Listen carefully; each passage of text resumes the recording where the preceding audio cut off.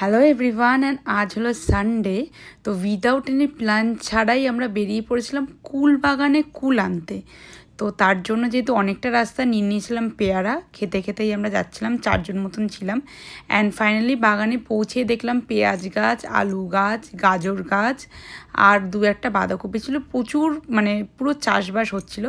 তারপরে ফাইনালি কুল খেতে চলে এসেছিলাম। এখানে কুল গাছও আছে আর আম গাছও আছে। তো অনেকগুলো গাছ ছিল, তো প্রত্যেকটা গাছ থেকে একটা একটা করে কুল পেরে পেরে ট্রাই করে করে দেখছিলাম যে কোন কুলটা মিষ্টি কোনটা টক, মানে মোটামুটি কোন গাছের কুল নেওয়া যায়।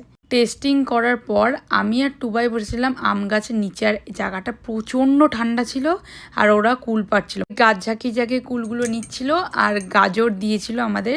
লাল শাক, বেতে শাক আর মেথি শাক চাষ হয়েছিল পুরো, ওখান থেকে শাক নিয়ে রাতে মার একটা ইনভিটেশন ছিল, মার জন্য এয়ারপোর্টে ফুলের বুকে কিনতে গেছিলাম, ওখান থেকে টুবাই আমাকে দুটো ফুল কিনে দিল।